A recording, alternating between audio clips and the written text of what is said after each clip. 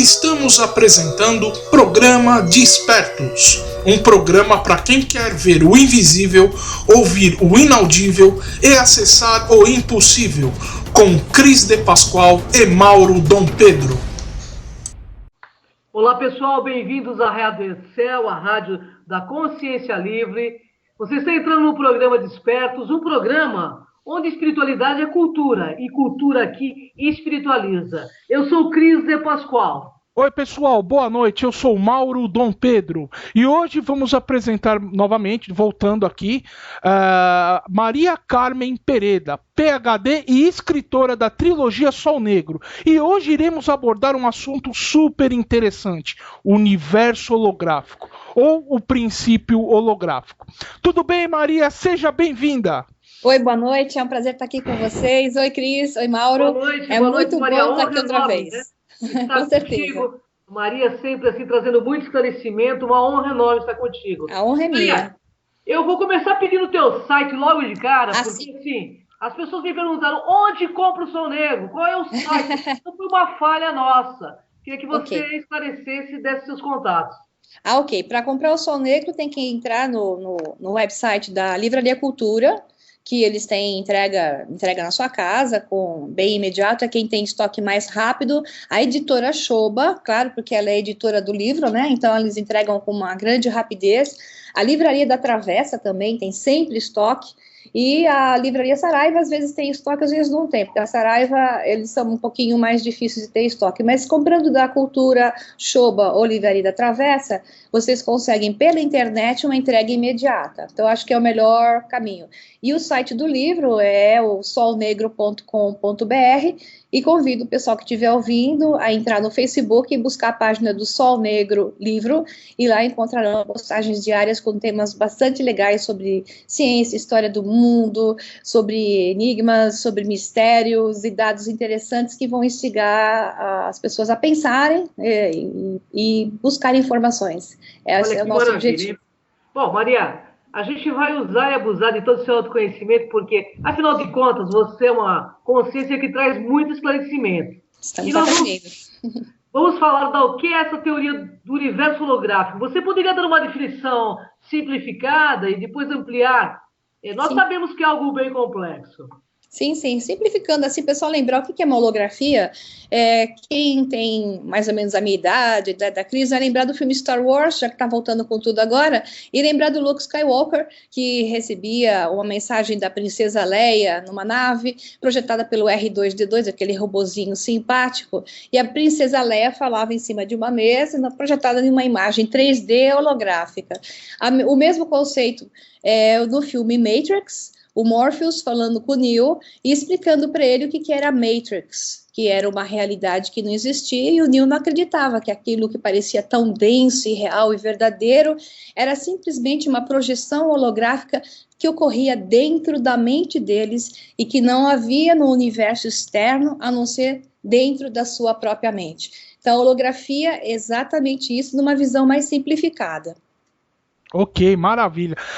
Maria, agora puxando o mesmo assunto sobre holografia, o que na verdade é uma holografia, tecnicamente falando, e como se obtém ela? Ok. O holograma em si é uma fotografia tridimensional. Ela é feita com o auxílio de um laser. Esse laser se projeta sobre um objeto, que ele pode ser fotografado, imagina uma maçã, uma rosa, ele vai ser fotografado e você tem um anteparo. Esse anteparo é um filme. Esse filme é impregnado com a imagem que o laser deforma e impregna nesse filme 2D. Aí você não vê nada. Quando você olha para esse filme, você vê um monte de imagens que você não entende, né? Como um filme normal, que os antigos filmes que a gente olhava contra a luz, você tinha uma imagem formada. No filme holográfico 2D, você não enxerga nada até que um outro laser atue sobre esse filme e projete uma imagem fora do filme na forma de 3D. Então, esse filme, os físicos costumam chamar em inglês de the field, o campo, que eles chamam ele de campo onde as informações que foram geradas pelas imagens deformadas do laser ficam impregnadas ali num rodamuinho de luzes e linhas escuras. O mais interessante a falar da holografia é que você vai ter sempre o princípio do todo e sobre as partes e as partes iguais ao todo. Se você pegar essa holografia da maçã projetada em imagem 3D para fora do filme 2D e fizer um corte seccional dela e pegar um pedacinho dela, você vai ver exatamente ampliando uma outra maçã. Se você pegar essa outra maçã e cortar novamente um pedacinho, e você vai ver o pedacinho da maçã cortada. Só que você ampliando essa imagem, você volta novamente à unidade e volta novamente à imagem da maçã. Então é infindável esse processo de seccionar, separar na unidade e voltar a representar a unidade no todo. Essa é a grande graça da imagem holográfica. O todo, você olha por fora e vê o todo. Só que as partes que compõem esse todo são a imagem e semelhança dele. Olha que interessante, hein? Maria, os físicos quânticos, eles são considerados filósofos por alguns e uma mistura de cientistas e filósofos por outros. Isso. Onde isso se aplica no termo do princípio holográfico? Essa é uma ótima pergunta, porque os físicos quânticos não gostavam de ser chamados de filósofos, né? Até que eles começaram a provar, através de alguns experimentos, que aquela filosofia que parecia não poder ser provada, não ser matematicamente, cientificamente estava sendo possível de provar. Então, essa resposta diretamente sobre o conceito fundamental quanto ao holograma, né? Então, o holograma tem um conhecimento ancestral, onde os físicos leram muitos livros antigos de sabedorias antigas e eles entenderam que ali falava de holograma, que esses livros eram presentes na antiguidade. Então, vocês têm livros como Famosa, Tábua Esmeralda, do Hermes Trismegistus, o 3 vezes grande, Hermes, que era considerado o Thoth do Egito, e até o Enoque dos judeus, o Enoque da Bíblia Católica, né, que passa de rápido pela Bíblia Católica, é mais presente nas Chaves de Enoque, que é um livro apócrifo. Então, na Tábua Esmeralda diz o seguinte: é verdade, correto e sem falsidade que o que está embaixo é como o que está em cima, para realizar os milagres de uma coisa só. Como todas as coisas derivam-se da coisa única, pela vontade daquele que as criou, pelo poder de sua palavra, assim também tudo deve à sua existência esta unidade, pela ordem natural criadora. Então, ele está falando exatamente essa presença do todo nas partes. Tem também uma visão mágica, né, a visão alquímica, que depois passou para a visão de sociedades secretas no mundo da magia, onde a tradição da magia afirma que o universo é uno e que nenhuma parte desse universo está separada da outra. Inclusive, tem frases que dizem assim: tudo não passa de parte de um todo estupendo. Tudo que existe no universo é, portanto, a expressão da unidade que subsiste por meio de todas as coisas. No famoso livro hindu dos Vedas, o Bhagavad Gita, diz: tendo criado o universo com um fragmento de mim mesmo, eu permaneço. Belíssima visão de uma holografia. E como descreve um ritual de magia? No começo havia o caos, magia, mas da Cabala, tá? No começo havia o caos e as trevas, e os portais da terra da noite. E o caos clamou pela unidade. Então ergueu-se o Eterno. Diante do brilho desse semblante, as trevas recuaram e as sombras fugiram.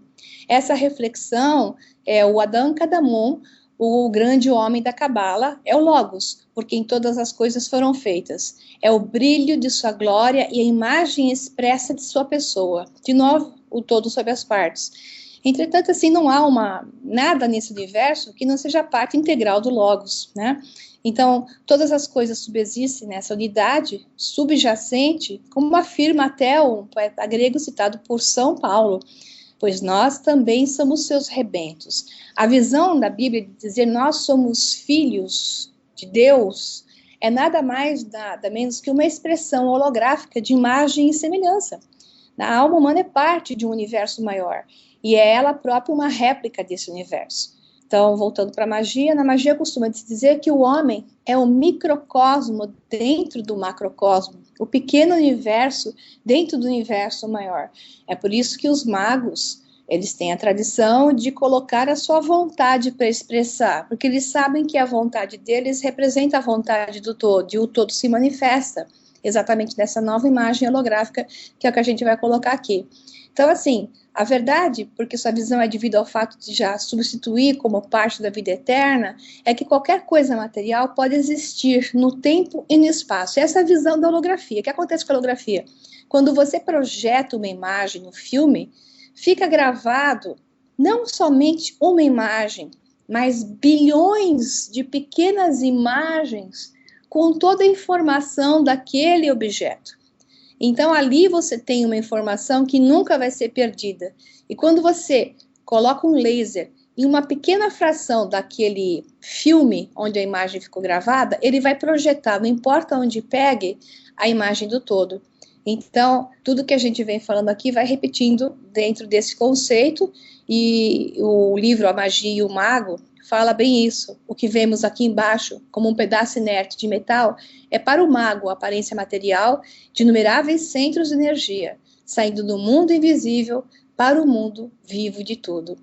Quando a gente vê na Bíblia e fala assim, haja luz, e da luz se fez a carne, né?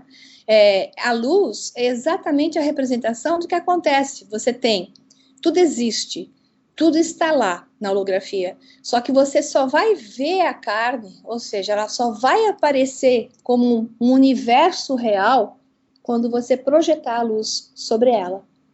É exatamente a representação que a Bíblia fala. Nossa, é super interessante isso. Demais, demais.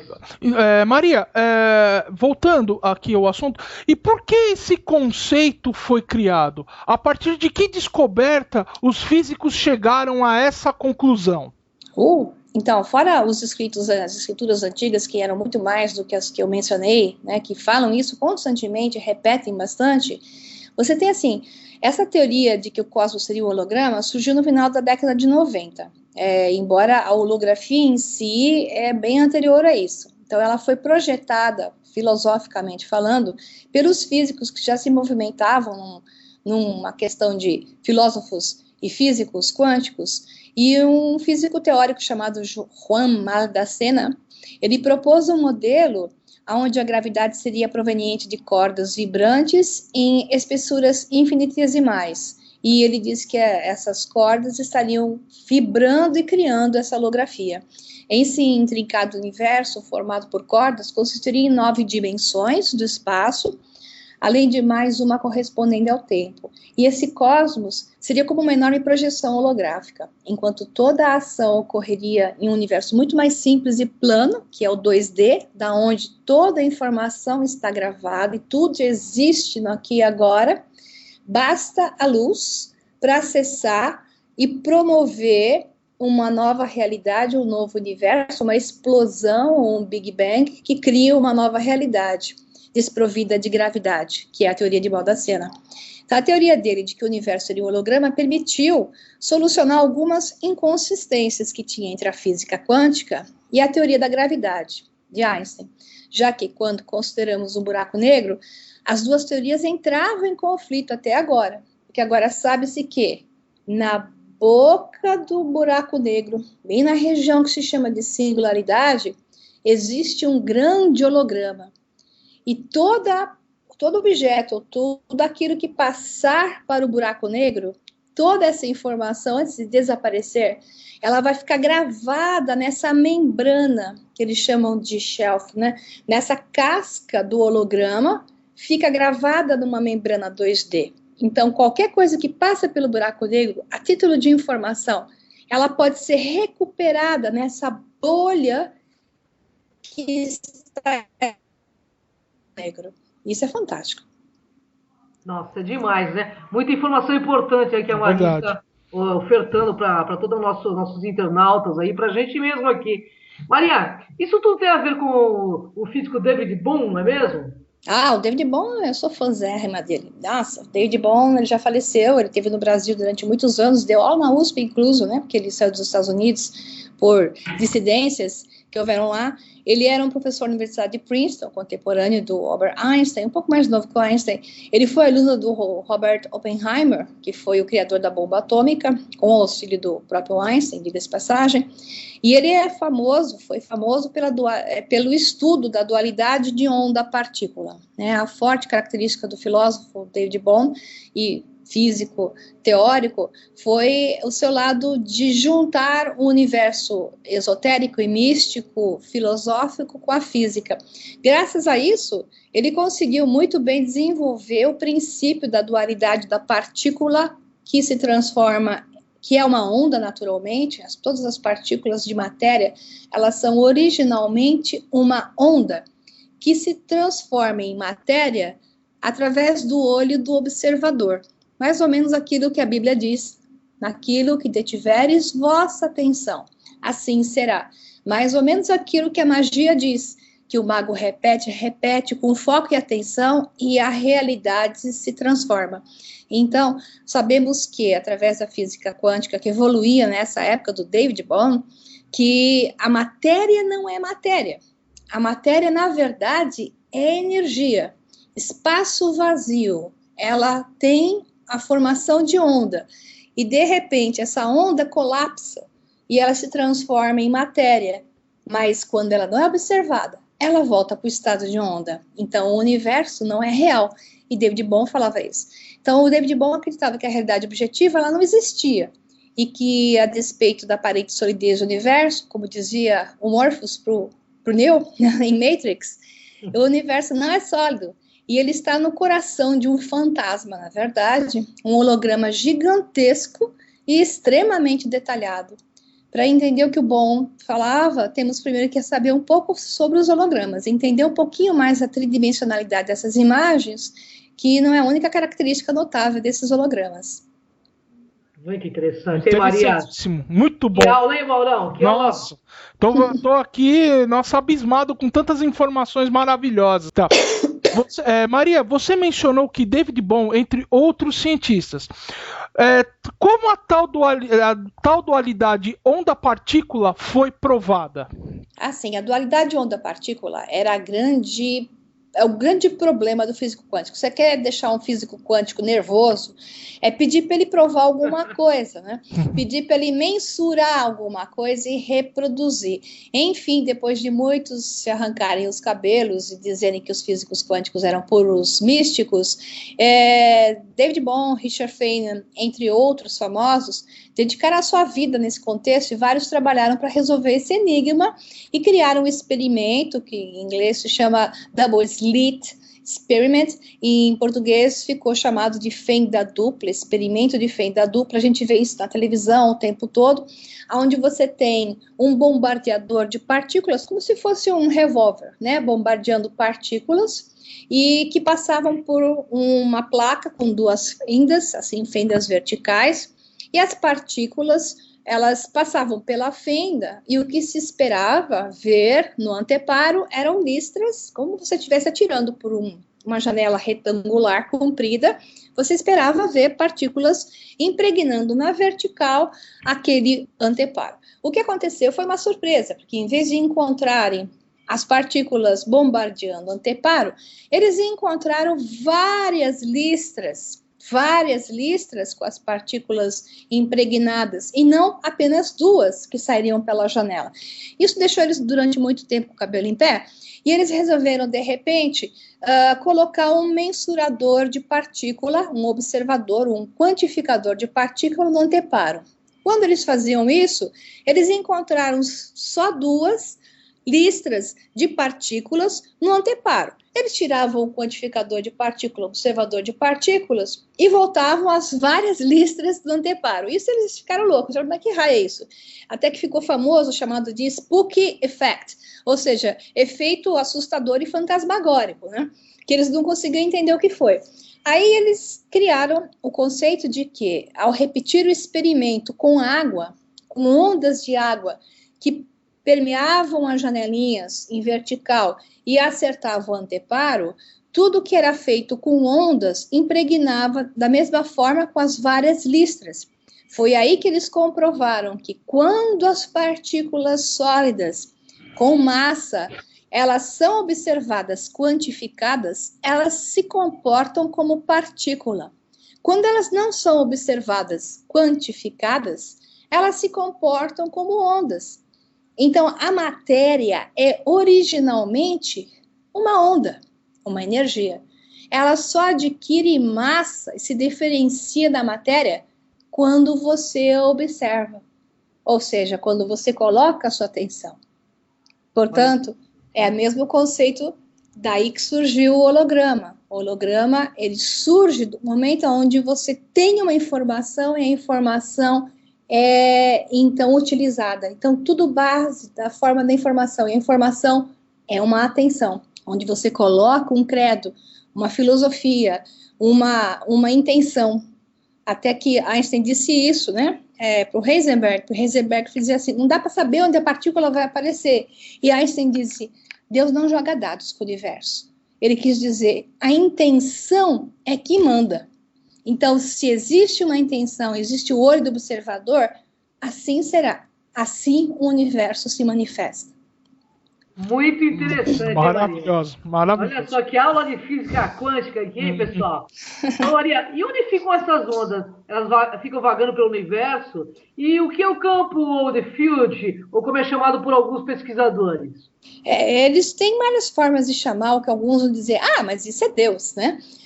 Queira chamar como queira, os físicos, eles têm que chamar de alguma forma. Então, Deus, para mim, são vários níveis de consciência. O nível mais alto talvez seja Deus. Mas a gente pode acessar a consciência universal, ou seja, a informação universal, onde tudo existe. E esse todo existe, segundo os físicos agora, em camadas de 2D. Universos 2D, como se fossem fatias de pão. O nosso universo, onde a gente acha que vive, ele está inserido em uma fatia de pão 2D. E nós o vemos em 3D porque ele é assim projetado em um holograma quando haja luz. A luz existe como um laser que faz com que a holografia apareça. Então, o The Field, para os físicos, é exatamente essa membrana primordial onde tudo existe e onde projeta a luz e dele aparece a holografia, por vezes chamada esotericamente até de akasha. Quando alguém fala assim, isso fica gravado no akasha, um místico, um esotérico, ele não sabe o que é akasha. Ele acha que é onde ficam as vidas gravadas, como se fosse um gravador.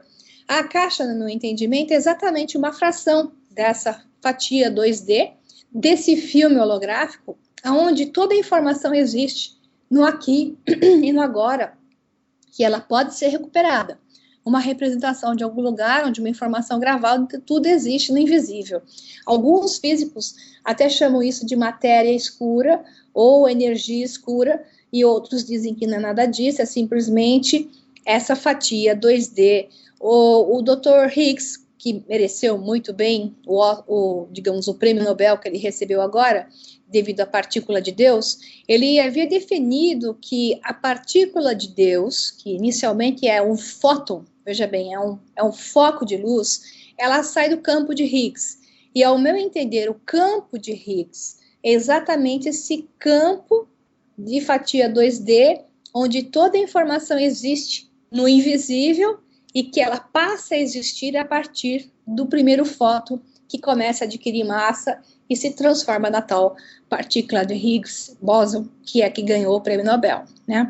A Lynne McTaggart, que é uma outra pesquisadora muito interessante, ela falou que existe um campo, que é o The Field, para ela, o campo, onde existem ondas de possibilidades que carregam um infinito número de frequências capazes de criar o universo físico que nós vemos. Isso é onde todas as partículas vivem. No fundo, bate muito com Higgs isso aqui. Antes de seu estado material, na forma de onda, até que são observadas em uma específica localização, assim se transformando. Criar a ilusão das coisas estarem onde realmente estão é a quintessência do holograma. Isso se deve ao fato do holograma ser apenas uma imagem virtual, uma imagem que parece estar onde não está. Interessante, hein, Maurão? Perfeito, nossa, maravilhosa explicação, meu Deus do céu. Essa última frase é do Michael Talbot, um físico que faleceu. Certo, perfeito. Maria, em toda essa história, como fica o cérebro humano nesta teoria? Ok, o cérebro humano é um holograma, que funciona como um holograma. Essa frase é do famoso doutor e pesquisador Karl Primo, que é um neurocirurgião, um neurofisiologista austríaco, que foi um dos grandes caras da área ligada à neurociência e à holografia. E ele estudava como as memórias eram estocadas no cérebro. Ele considerava o cérebro um holograma e provou por experiências, principalmente com animais. Ele chegou a pegar ratos e tirava porções do cérebro onde as memórias eram estocadas. O interessante é que o rato conseguia lembrar, quando recuperado, das mesmas coisas, mesmo que aquela memória ficasse estocada naquele lugar que ele já não tinha. Ou seja, o holograma substituía a lembrança por outras áreas. Ela não era perdida. Se ela fosse estocada em área específica, como assim se entende, o cérebro não se recuperaria. Então ele disse, entre outras coisas, que a realidade objetiva do mundo, ela não existe da forma como nós estamos acostumados a crer. O que existe lá fora é um vasto oceano de frequências. E ele também disse, nossos cérebros constroem matematicamente a dura e física realidade onde vivemos através de uma frequência primordial recebida. Essa frequência primordial é o que a holografia chama de 2D. Recebe-se uma frequência, tipo assim, o cérebro recebe input de uma área superior, que é o D-field. Então, do lado de fora dessa camada do holograma, dessa membrana 2D, existe algo que a gente vai chamar de consciência mais para frente, que dá um input nessa membrana 2D, onde todas as informações existem. Essa membrana manda a mensagem para o cérebro, e o cérebro decodifica, ele recebe, decodifica essa mensagem, e projeta isso na forma de um holograma, né? Então, essa é a colocação dele. E o cérebro humano, segundo ele, recebe essas frequências de ondas do D-field, e ele traduz isso por um colapso da função de onda, projetando alguma coisa que, para nós, a gente entende como sendo lá fora, quando, na verdade, é lá fora só porque os nossos órgãos sensoriais dão um input inverso. Então, o cérebro recebe informação de algo que não está nesse mundo, está fora do nosso universo. O cérebro recebe, processa, cria o holograma, projeta o holograma, aí os nossos órgãos sensoriais percebem o holograma pela visão, audição, outros órgãos, olfato, tato, e devolve para o cérebro a percepção. Então, a percepção é aquela que nos dá a certeza de estarmos aqui. E, portanto, o cérebro funciona de uma maneira holográfica. Olha que... Então, o universo é holográfico, né, Maria? Totalmente. Então, você pode chamar essa holografia onde você vive de filme 3D de total imersão holográfica. Você está vivendo dentro de um filme. O problema é quem está criando o filme, né? Essa é uma outra discussão que a gente já vai chegar lá. Então, a física quântica, ela confirma que os antigos já diziam em suas escrituras de sabedoria perdida no tempo. A realidade é uma ilusão que apenas parece ser real para aqueles que estão dentro dela. O Michael Talbot, que escreveu o livro Universo Holográfico, que foi fantástico, esse livro que foi assim, um marco nos anos 90 a respeito de informação sobre holografia. Entre muitas coisas que ele disse, embora tenhamos sido levados a crer que somos criaturas físicas, movendo-nos em um universo físico, isso é apenas uma ilusão. Nós somos realmente receptores, flutuando em um mar caleidoscópico de frequências. Aí o David Bohm, que é contemporâneo, dizia: a realidade tangível de sua vida diária é apenas um tipo de ilusão, proveniente de uma imagem holográfica. Perfeito. Interessante, hein, Mauro? Muito bom. Demais, né? Maria, muito legal, né? Maravilhoso. Essas informações são maravilhosas, meu Deus do céu. Então vamos continuar aqui. Maria, então, na verdade, existe um grande holograma do qual somos parte e que todos veem? Isso, aí nós estamos construindo a coisa. Embora a gente viva em um mesmo holograma grande, um holograma que serve para todo mundo, assim, um holograma universal de um acordo maior, com um monte de gente dentro dele, que é o que o Morpheus disponível, que é a Matrix, The Matrix, né? Uhum. E os físicos chamam isso de encontros de mundo, realidades paralelas, realidades de bolhas. Por quê? Porque cada pessoa vive a sua realidade separada. Então, cada pessoa tem o seu hologramazinho separado. Só que esse hologramazinho, ele está dentro de um holograma maior, onde tem um acordo maior de realidade, que é aquela coisa que a gente acredita que é real. E a minha realidade, no meu holograma, embora ela veja a realidade do que os outros estão vendo, que é aquela realidade maior, não quer dizer que para mim acontece igual que para você. É por isso que a gente tem que entender quando as pessoas têm opiniões diferentes, né? Do mesmo assunto, a mesma coisa que aconteceu, um entendeu, ouviu de uma maneira, o outro entendeu e viu de outra. Porque cada um vive numa bolha, bubble reality, como falam os físicos, ou, como se diz, né, na linguagem holográfica, cada um vive na sua própria holografia. Muito interessante, um grande Big Brother cósmico, né? É bem isso. Bom, estamos entrando em outro horizonte, o da consciência. A realidade que vivemos é fruto, então, da nossa consciência? Agora você pegou. Então, vamos lá. Vamos entender uma fatia de pão. Vamos colocar essa fatia de pão, assim, transversal para o nosso narizinho, olhando para ela, né? Ela não está de frente, ela está transversal. Do lado direito dessa fatia de pão, está saindo um universo holográfico, 3D. A fatia de pão é 2D. Nessa fatia de pão, nesse filme, estão gravadas todas as informações do universo. Esse aqui é o The Field. É o filme onde tudo existe no aqui e agora. Nada é perdido, porque tudo está aqui e sempre vai estar. Aí o que acontece? Em um determinado momento, uma luz atinge um ponto dessa fatia de pão que tem todos esses dados do universo, e uma parte desses dados é projetado em um universo holográfico, em 3D, uma bolha sai desse pão em 3D agora, né? Só que o que aconteceu aqui do lado direito do pão que saiu a bolha, aqui do lado esquerdo tinha algo. Alguma coisa disse, haja luz. Alguém disse isso. Esse alguém que está fora desse universo holográfico, ele não está nem no 2D, nem no holograma, é ele que toca esse The Field. Toca esse campo onde todas as informações estão. E esse alguém tem vários níveis dele mesmo. Então, isso é chamado consciência. A consciência está fora disso.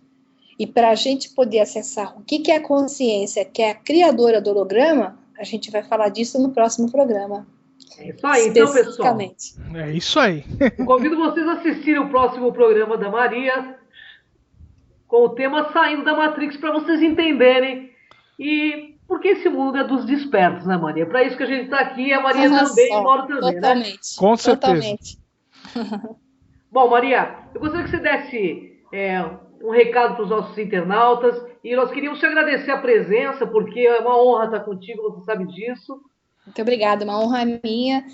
O recado para os internautas é: leve a vida a sério, mas sem levá-la tão a sério assim. Observe que tudo que está acontecendo na sua frente, mesmo que você não entenda, porque isso vem de uma consciência acima da nossa, que é a nossa terrena aqui embaixo nós temos a mente. É isso que eu vou falar no programa próximo agora, que nós vamos gravar. A mente da Terra, ela não entende o que a consciência de cima está falando, Mas essa consciência de cima, que tem vários níveis de conhecimento, vários níveis de conexão e interseção aqui embaixo, é essa consciência que é responsável realmente por essa realidade que a gente está vendo. Mas ela foi feita para nós. E se ela foi feita para nós, a gente tem que assumir a responsabilidade sobre ela e fluir com ela.